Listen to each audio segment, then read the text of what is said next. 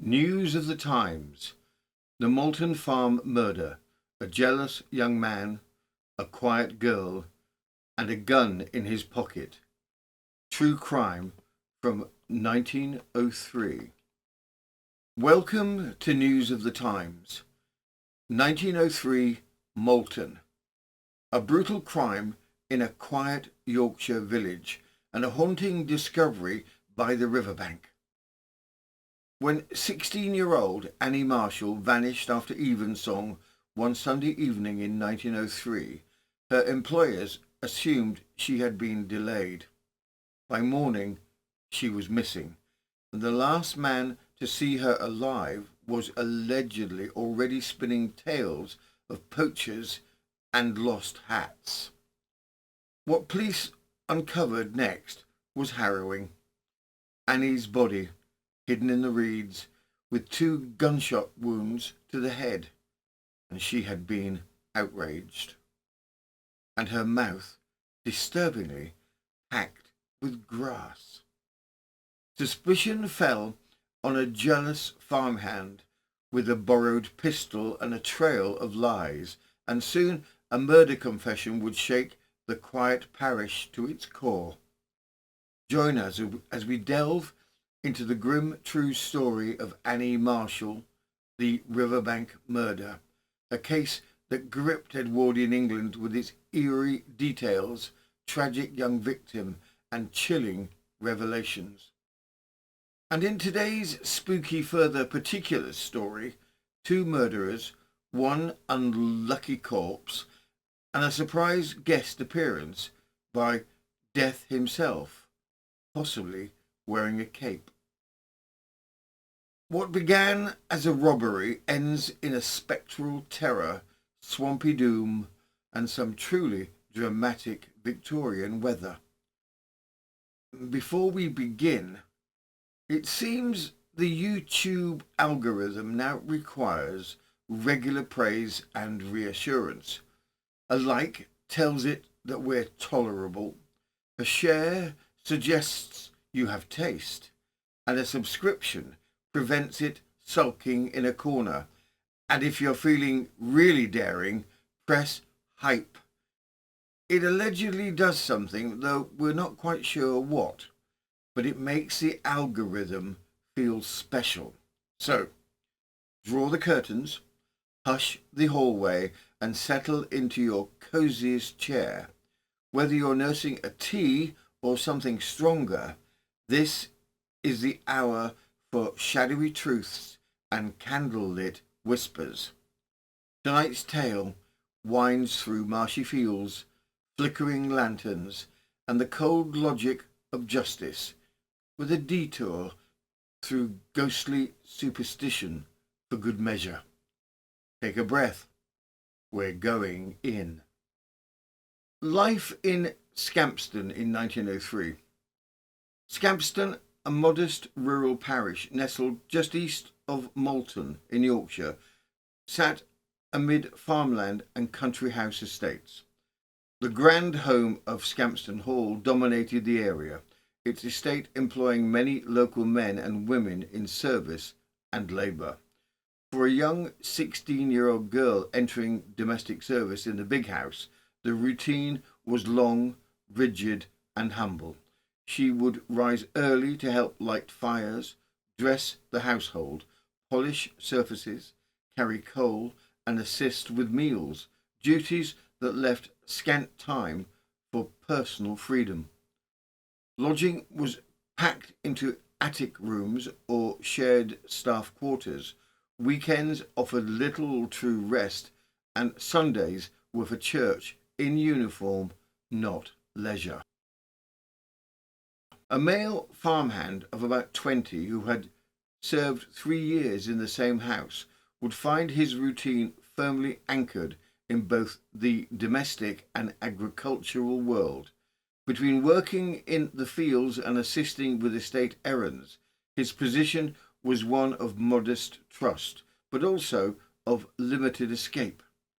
Jealousy, small wages, and the constant proximity of employment created tensions unseen among the wider village, that largely revolved around far quieter rhythms of harvest, church, and market. In this setting, quiet in appearance but thick with unspoken hierarchies and opportunities for resentment, the events of 1903 would shatter any illusion that rural service was benign. For many young women, life in service was both an escape and an entrapment, a chance to earn wages, yet one that left them isolated from family, dependent on employers, and often vulnerable to the moods of those around them. It was a world of unspoken rules and unguarded dangers, where a misplaced word or unwanted attention could change the course of a life. And in Scampston, in the autumn of 1903, those quiet dangers would turn deadly.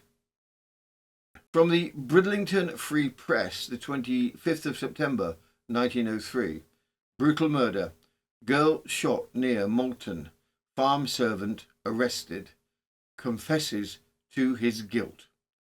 A deliberate murder came to light at Scampston near Malton on Tuesday. On Ings Farm, Scampston, near Rillington, Mr. Brewer, the present occupier, had in his service, amongst others, two servants named Annie Marshall, 16, and Charles William Ashton, about 20, who was technically known as Third Lad. Ashton had been there for 3 years in the service of Mr. Brewster, who only went to Scampston a few months ago, and the young girl went into his service at Martimas last. Annie Marshall is a native of Lisset, where her parents now reside. On Sunday night, the girl left the farm with the intention of going to a place of worship, and Ashton also went out in the ordinary course. Mr. Brewster, not being well, went early to bed, and Mrs. Brewster followed, leaving the servants out and anticipating their return at the usual hour. Next morning, Mrs. Brewster, coming down, found the servant girl Marshall not to hand, and, making inquiry, ascertained that she was missing. The man Ashton said the previous night he had seen 3 poachers on the farm and had followed them, heard from some distance, and the son, Mr. Harry Brewster, remarked that he had heard 2 shots just before going to bed.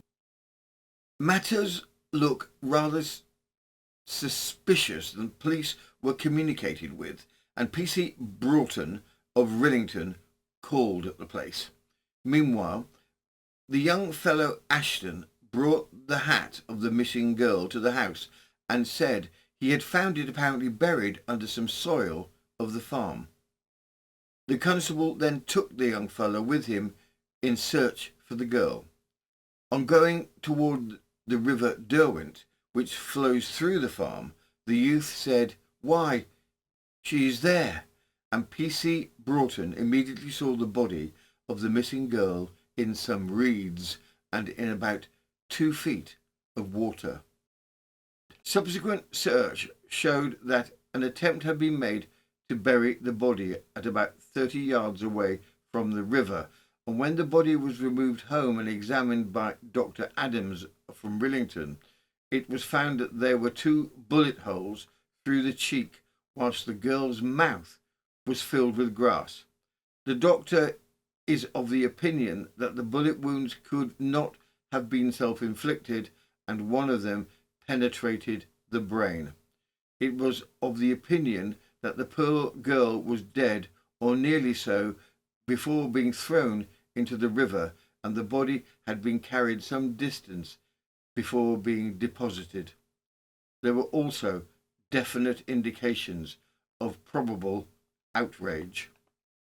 Immediately on this extraordinary development, the police apprehended the young man Ashton and charged him with murder, and he was removed to the police station at Norton. His demeanour on being conveyed there was most callous and careless.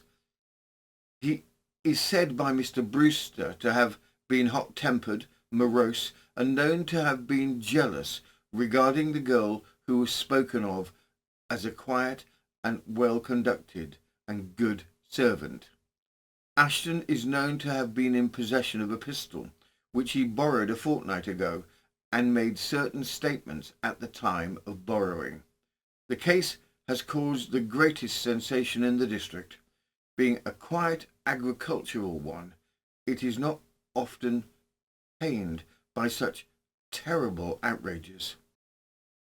The accused contradictory statements. When Ashton went into the house on Sunday night, his boots and clothing were all wet and dirty, and he was much flushed and apparently disconcerted. Ashton at first denied the charge and denied also ever having had a pistol, but Mr. Brewster says he knows this to be false, as the prisoner got one from a labourer on the farm some weeks ago, and he also got his master to take him some cartridges from Malton. One of these cartridges is handed over to the police, who were searching the place for the revolver. And on Wednesday, the prisoner was brought up in custody at the Norton Malton Police Court on a charge of being the suspected murderer of Annie Marshall.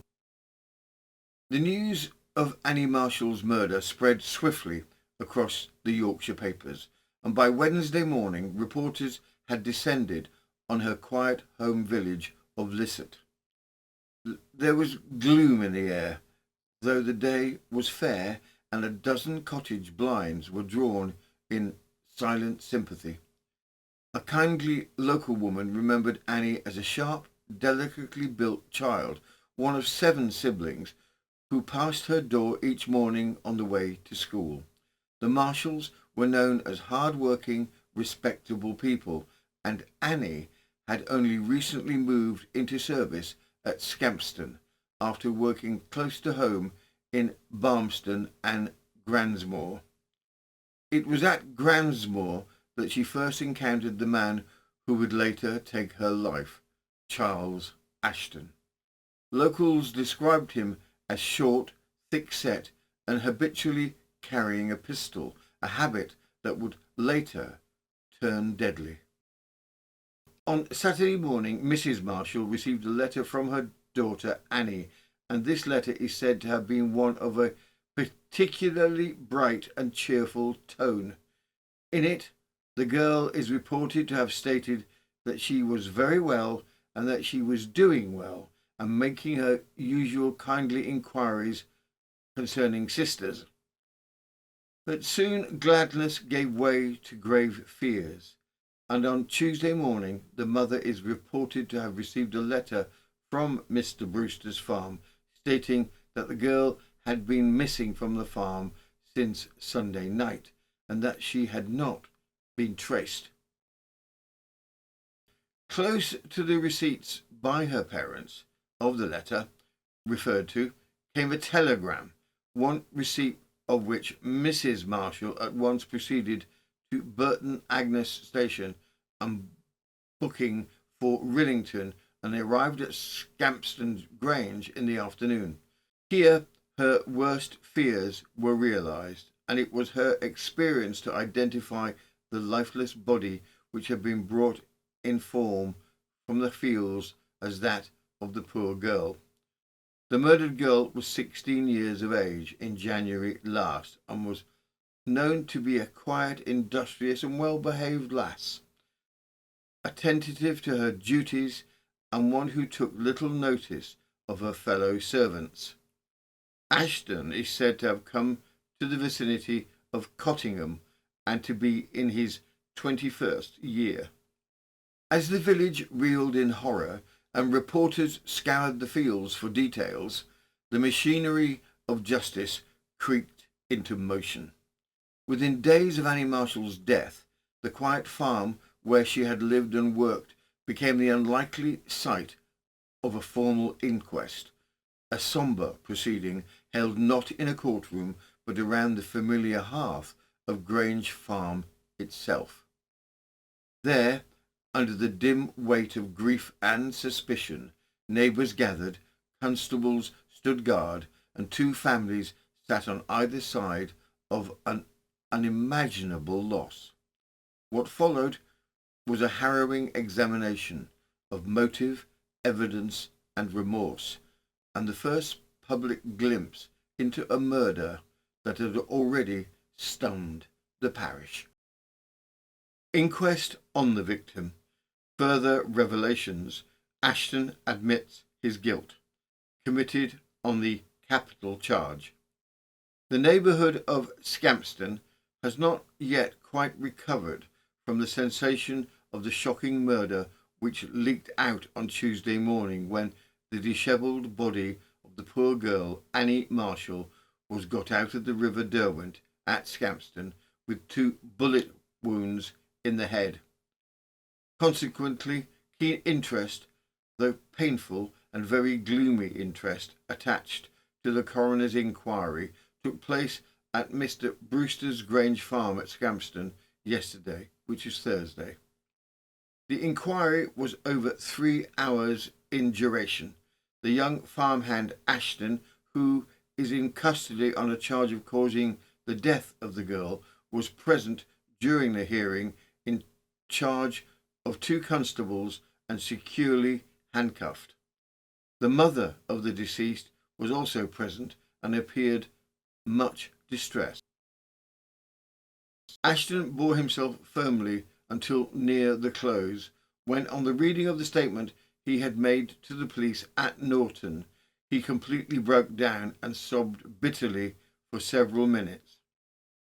Ashton, a sharp-featured, somewhat keen-featured and slimly built young man, scarcely looks his age.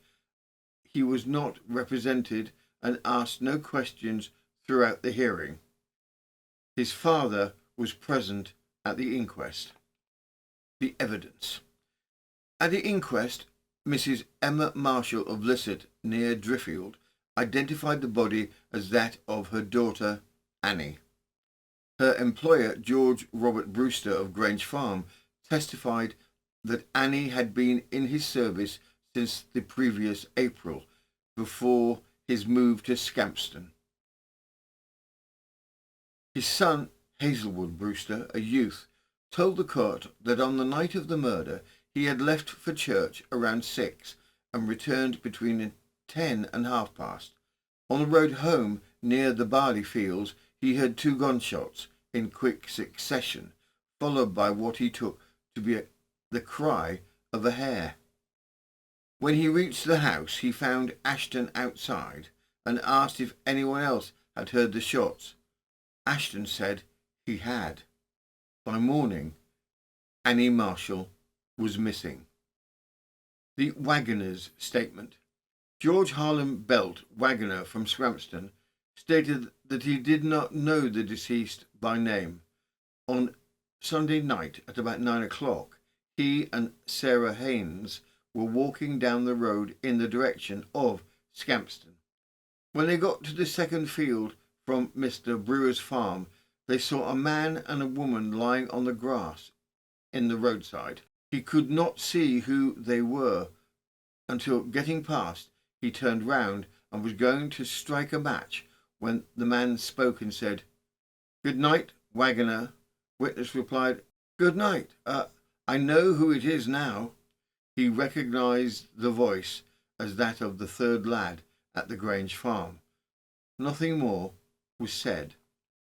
Lends him a pistol.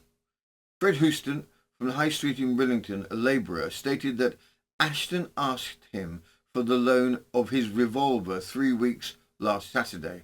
Witness was then at the Grange farm and said he would do so. The following Saturday he took it to the Grange and lent it to Ashton.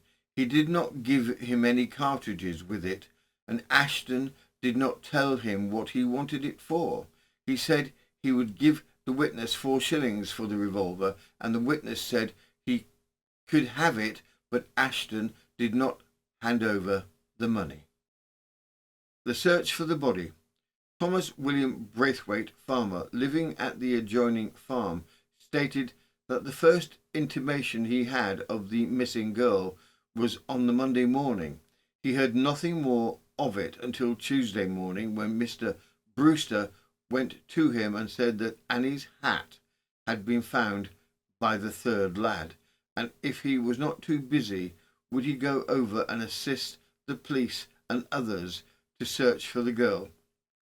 He assisted in the search and presently heard the constable, who was in company with Ashton, blow his whistle, and, going to the spot, he saw the body. He assisted the officer and others to get the body out and into a cart. In following the cart containing the body to the Grange farm, P.C. Broughton said to Ashton, "I'm going to arrest you on suspicion of causing the death of this girl. I wish to caution you against anything you say, and be careful what you say, as it might be used in evidence against you." Ashton replied that he had never done anything to the girl. On getting near the house, the officer put the handcuffs on Ashton, and the prisoner then said again he had nothing to do with her, and added that she was a mucky bird. The constable left Ashton with a witness for a few minutes, and the prisoner then said he wanted to go round and see the waggoner. He refused to let the prisoner go to the waggoner. P.C. Broughton's evidence. P.C. Broughton from Rillington stated that on Monday morning, being informed of the girl being missing, began a search in the neighbourhood of the farm. On being told on Tuesday morning that the hat that had been found by Ashton, he took him to be shown the place. The place pointed out was under a hedge in the wheat field about 100 yards from the house.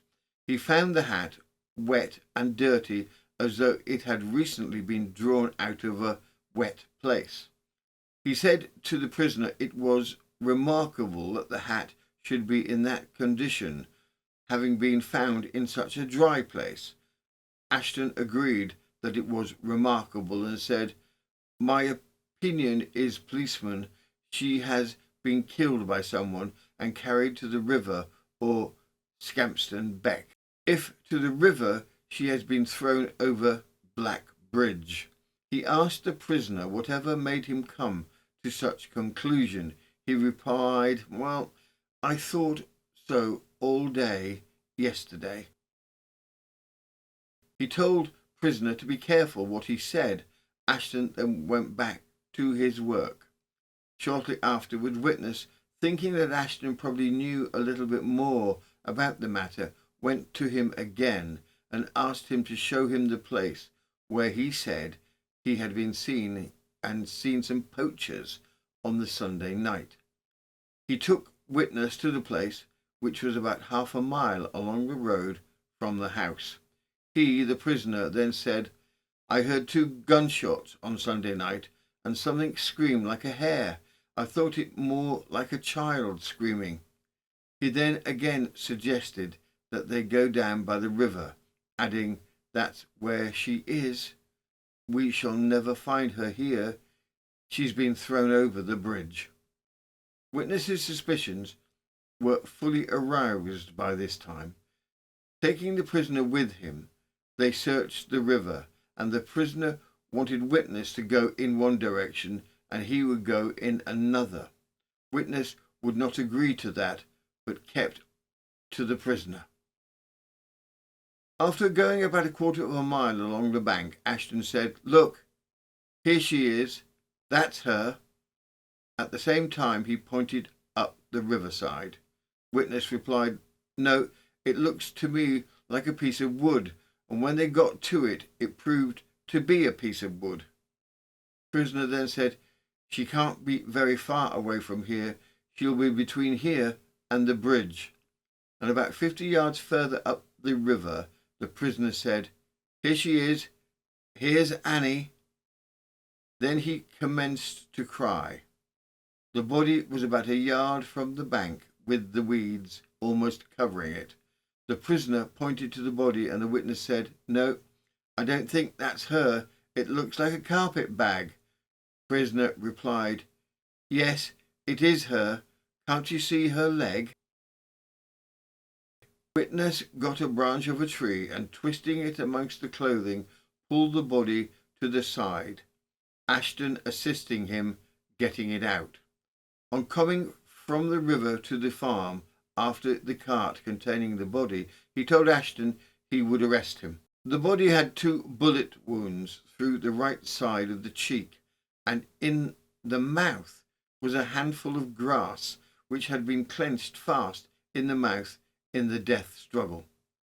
He found her pocket turned inside out and torn, and her purse was subsequently discovered in the prisoner's possession when he was searched at the police station on Tuesday afternoon. The purse contained 7 shillings. He returned with Superintendent Johnson the same afternoon, and under the hedge, about 100 yards away from the house, not many yards from where Ashton said the hat was found, they picked up the artificial flowers produced stained with blood. The flowers were similar to those in the deceased's hat. There were signs as though someone had been lying down at the place. He also found a hole, scratched as though with the hands, where he suspected the hat had been buried. He found some of the artificial flowers in the hole. On Tuesday, before taking Ashton to Norton, he took him to the large bedroom and asked him to point out his box. On opening the box, which was unlocked, he found the clothing clean and dry, with no marks upon it. He asked Ashton if he brushed the clothes the previous day, and his reply being, "Yes, I did." On getting the prisoner's Sunday boots, however, they proved to be very dirty.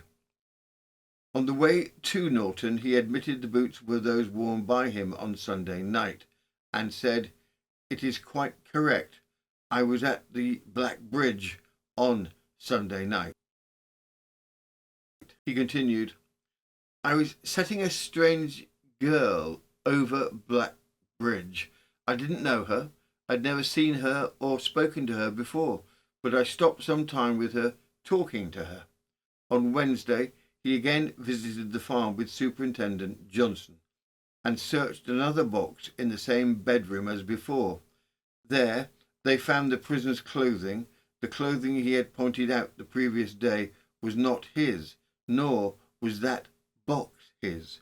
The clothing they found on Wednesday was very dirty and wet and blood-stained, and in this box, which was the prisoner's, they also found the 6-chambered revolver produced and a number of cartridges. Medical testimony. Dr. Adams of Rillington gave medical evidence describing 2 gunshot wounds to Annie Marshall's right cheek and noting that her mouth had been tightly packed with grass. A post-mortem revealed 2 bullets lodged behind the nose, one fracturing the skull but not passing through it. There was also bruising on the lower body inflicted before death. Dr. Adams concluded that Annie had died from the combined efforts of the gunshot wounds and suffocation, and that there was clear indications that she had been violated. When he later examined Ashton, the accused, he found the right hand scrubbed clean with 2 small cuts consistent with teeth marks.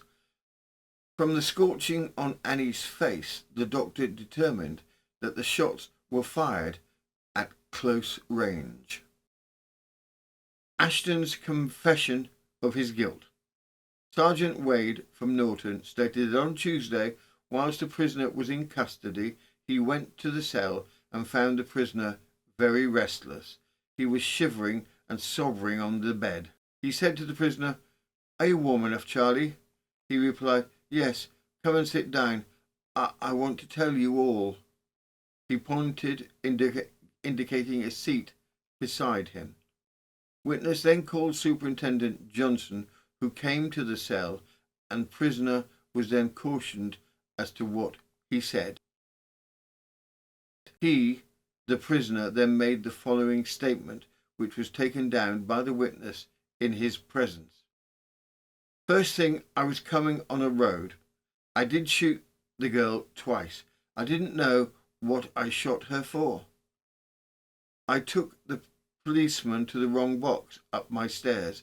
I dare not take him to my own box. The revolver is in my jacket pocket, and there are some cartridges in a box in a locker. I never did intend shooting the girl.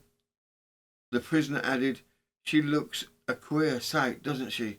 Poor Annie. I wish I had never done out to her. We was always such good mates, me and that girl. I don't know how it was that night. It seemed to go wrong. Poor lass. I wish I had never done aught to her. I have never had an hour's sleep since Sunday night. I seem as though I could not rest without her. I took the girl to the river, and where we found her, I threw her in. I thought she would wash away. The prisoner was sobbing all the time he was making this statement and appeared very much distressed. Superintendent Johnson from Norton stated that in consequence of the prisoner's statement, he went to the farm and at that place, about 600 yards away, saw every indication in a field of a struggle, and there was also a pool of blood. Ashton sworn. This was all the evidence, and Ashton was then asked if he wished to give any evidence, and he replied that the officer had read out as my statement made to him is all I have to say. He was asked if he wished to be sworn and repeat the statement, and he said he did. Ashton was therein sworn and said in a faltering voice, all I have to say is what I told Sergeant Wayne, and it's correct. Wilful murder. The coroner, in a brief summing up, said that under all the circumstances, independent altogether of the statement made by Ashton, it appeared that Ashton had taken the girl's life. He thought they would have no difficulty in finding that Charles William Ashton was guilty of wilful murder. If they brought in a verdict of wilful murder, it would be his duty to commit Ashton for trial at the next York Assizes. The jury, after only a moment's hesitation, brought in a verdict of wilful murder against Ashton. Ashton was then committed on the charge of wilful murder. Along the countryside, all the way from Grange Farm to Scampston village, from there to Rillington village and onward to Malton, and at Malton itself as far as the police station, a distance of some 8 miles, there were people waiting, curious to get a view of the youthful murderer as he was driven back to the prison cell from the scene of the tragedy. From the Bridlington Free Press, the 4th of December 1903, the Malton murder, Ashton sentenced to death. The so-called Malton murder case came on for hearing at York Assizes on Tuesday. The circumstances were fully detailed at the inquest of the victim. The charge against Charles William Ashton, 20, belonging to Cottingham, was that of the wilful murder of Annie Marshall, 16, belonging to Lisset near Driffield. On Sunday night, the 20th of September, it appears that the prisoner returned to Grange Farm at about 10 o'clock, but the girl, Annie Marshall, never returned. The following morning, when inquiries were made, Ashton said he had seen 3 poachers on the farm, and a son of Mr. Brewster said he had heard 2 shots fired in a field near the farm at about 9:30, followed by a scream which he took to be that of an old hare. The circumstances were reported to the police, and it was not until Tuesday morning that the body was recovered from the adjoining river. Finding of the body. The horrific inquest evidence is repeated once again in Ashton's trial by the prosecution. The discovery of Annie Marshall's body was as grim as it was revealing. Guided by the very man who had killed her, police followed Charles Ashton along the banks of the River Derwent until he pointed to the reeds and cried out, "Here she is! Here's poor Annie!" The young girl's body lay half submerged. 2 bullets through her cheek and a handful of grass forced deep into her mouth, clenched between her teeth in the final struggle. Her pockets were turned out and her purse later found in Ashton's possession. Medical testimony confirmed that young Annie had been outraged. When confronted, Ashton confessed. He claimed he had not meant to shoot her and that something had gone wrong in his mind. Yet his own words sealed his guilt. He had dragged Annie to the river and thrown her in, hoping the current would carry her away. Mr. Ragg, for the defence, did not deny the unfortunate girl met her death at the prisoner's hands. He dwelt, however, on the absence of premeditation, and he asked the jury to believe the act was committed in a moment of passion and excitement during a quarrel and to reduce it to manslaughter. The jury, after a very brief absence, returned into court with a verdict of guilty with strong recommendation to mercy on account of his youth. The death sentence was passed. From the Bridlington Free Press, 24th of December, 1903, Ashton hanged. Scampston murderer meets his doom. A display of fortitude. It can hardly be said in reference to the case of Charles William Ashton that the mills of the gods ground exceedingly slow, but certainly they ground exceedingly small. He murdered Annie Marshall on September the 20th, and after the lapse of 3 months he has paid the penalty by forfeiture of his life on the gallows at Hull Jail. He was hanged on Tuesday morning at Hull Jail. The fact that the law must take its course was intimated on Saturday, but even this decision was not accepted as final, for on Monday afternoon the Mayor of Hull wired a final appeal to the Home Office for clemency. The answer, which was inevitable, was returned. The law must take its course. The execution took place at 9 o'clock, and the executioners were the brothers Billington. A few minutes to 9, Billington entered the cell and Ashton quietly submitted to the pinioning process, and the procession being formed, he passed to his doom with fortitude. And so it ended, not in a moment of rage, but with the quiet tread of boots on stone, the measured pull of a lever, and the silence of Hull Jail at 9 o'clock sharp.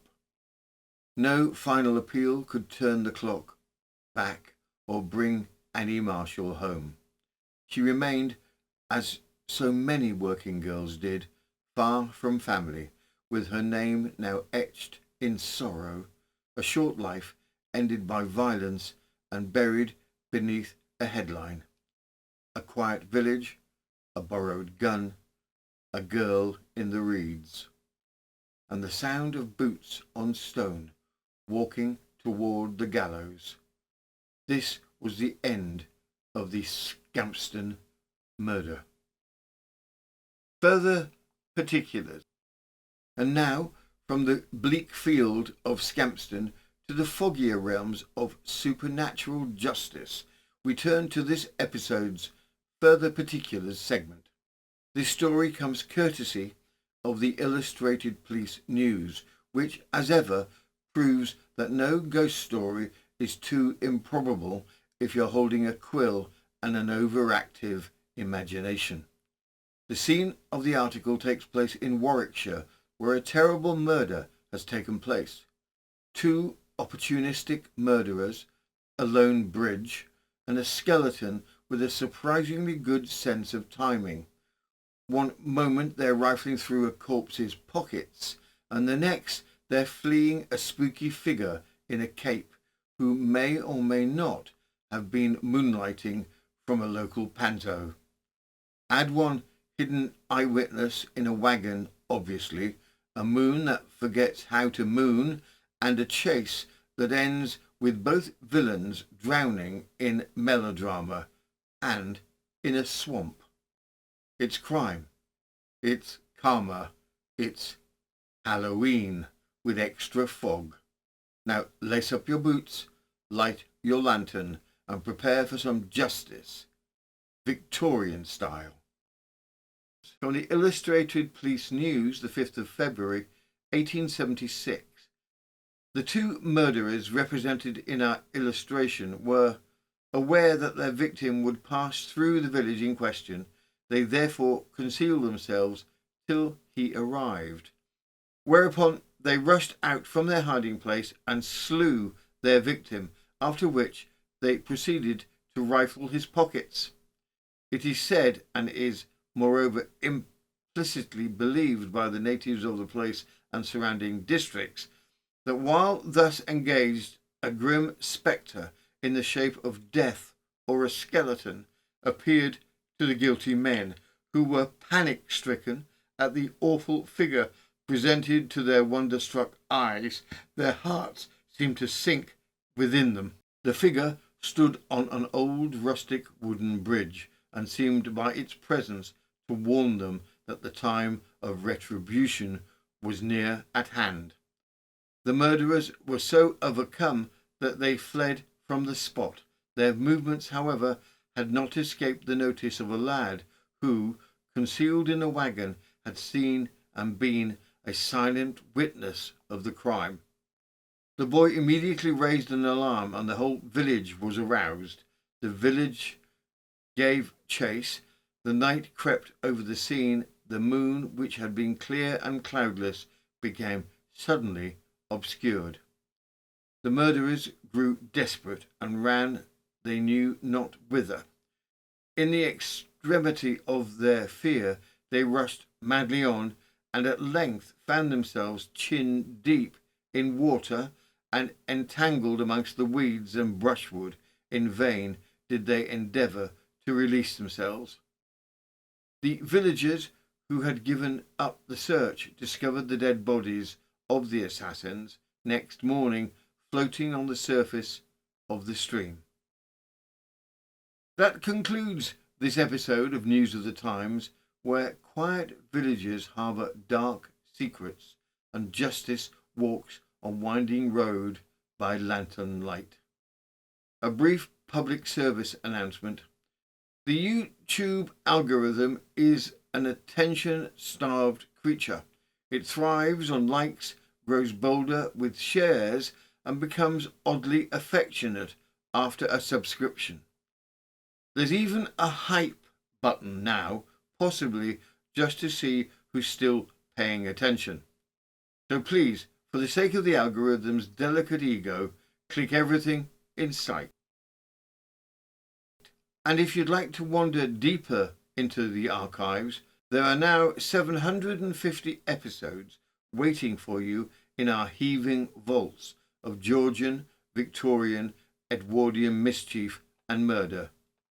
All are carefully curated by theme, so whether you fancy a Georgian poisoning, a Regency scandal, or something truly ghastly from the Edwardian age, you'll find it there. New uploads arrive daily, all ad-free, for the modest price of £5 a month, with a 1-week free trial for those of a skittish nature. Join us on Patreon and lose yourself in the archives. Just mind the cobwebs. This has been News of the Times, and I am Robin Coles, Edwardian optimist, inventor of the self-toasting crumpet and chief archivist in the League of Mild Regret.